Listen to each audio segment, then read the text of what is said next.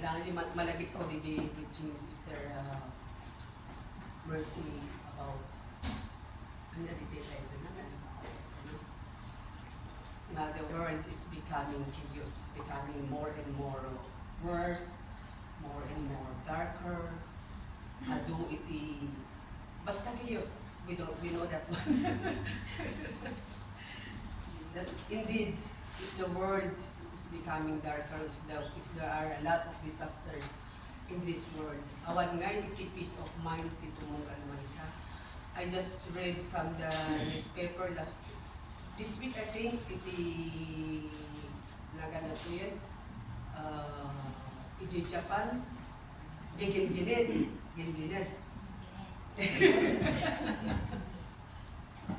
Isabela din siya. Ginginid, iti Japan, that is 7.5 yata yun. And then, in our nation, Philippines, still that they are still, Kakaro iti Cebu, that was struck by the previous typhoon. Still they are still hopeless, but we thank God kasi ano dagito the supplies from our government. And I saw one of the charity bloggers who went there nga nang-distribute dagito na inuulong iti kakadwana for those naawanan iti pamilya, naawanan iti amin na gamit.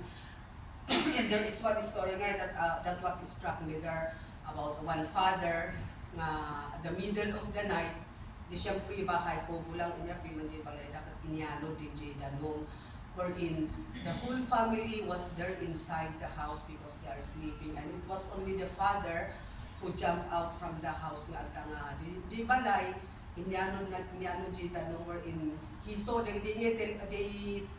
light from the phone of his family. Katkunana di mga I know nga they are making a sign nga agpa-rescue kung mangungkas ano piman nga ma-rescue everybody is di ilislisi na iti bagi na iti DJ nga dalog di kinapigsan ti dalog piman.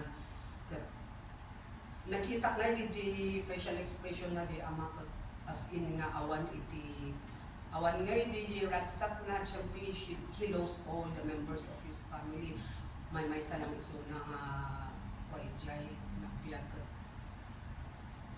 nag-sink in nga di nga ko kanya and nga pasamak, and then iso na ito iti nakuha na ito nga message tayo tamay may salam nga verse babalakong na ito di ko na iti John 14 verse 27 ko na iti nga ni Jesus Christ nga, peace I leave with you, my peace I give you.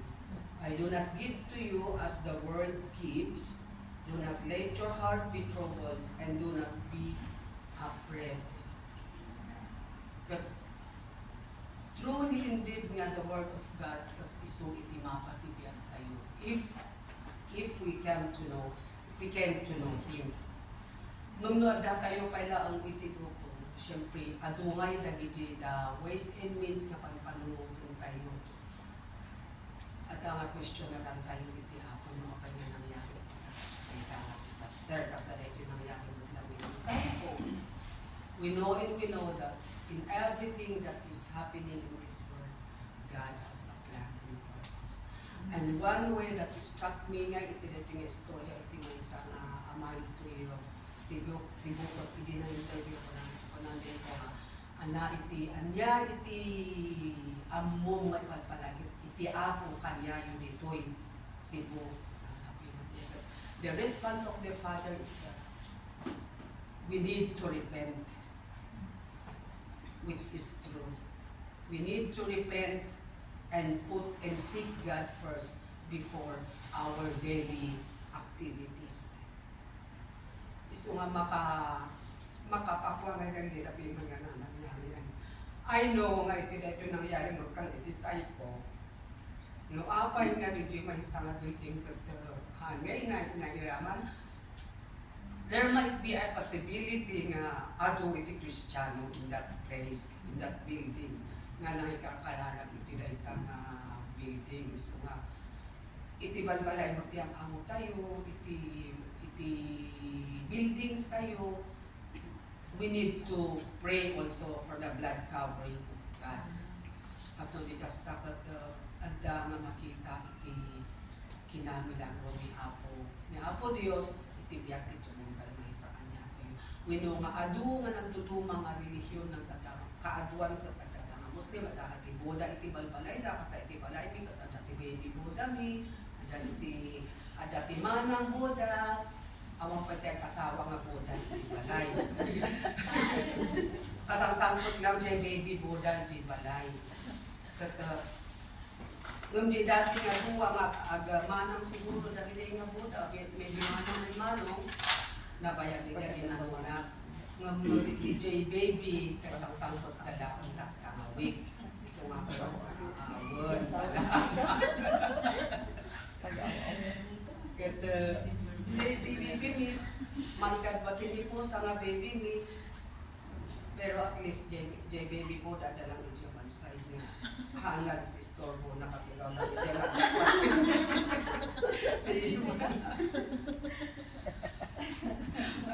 kita nga every morning kita magpay-pay alakas kaya kat iti na ito John 14:27 at dati tuwa maadal tayo dito niya duwa nga lesson nga maadal tayo dito duwa nga kind of peace, that is peace from the world. The number one, it is a peace from the world. Adi nga ron, iti na ito nga nagad adu iti disaster iti lubong, adu iti maululaw, uapay, why there's such a lot of disasters, ado nga happenings iti lubong. Hindi ko na for that time, it is the way the Lord is waking each one of us. Tapos ikasta katanda nga umawag tayo kanya. Iti na ito nga worldly peace that I know nga before tayo may dito we have a plan na mga products so that I will have like this. And then this worldly peace, adadi ko na if only I had a mansion over the hilltop, I have peace. That is a worldly peace. If only I have a perfect marriage, I have peace. If only I have a huge amount of money in the bank, I have peace.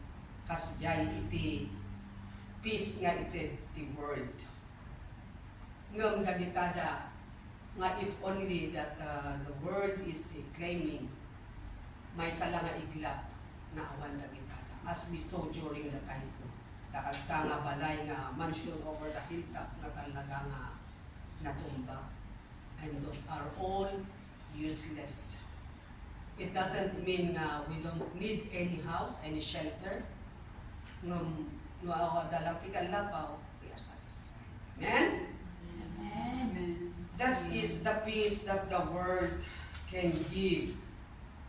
And number 2, short lang dito. Number 2 is the peace Jesus gives. That this is an everlasting peace that we can read it from Matthew 11 verse 28. Matthew 11:28 manambit.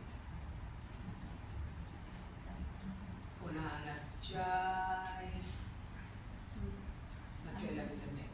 Kunala jay. Come to me, all you who are weary and burdened, and I will give you rest. That's an invitation of God to each one of us, that we can find true peace in the presence of God.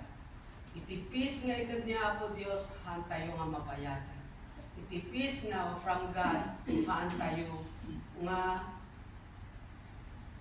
haan tayo nga makuha day nga peace in our own likeness.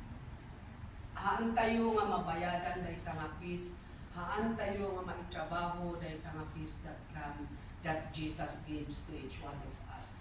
But Jesus gives us free, depende iti panag-obey tayo kanya.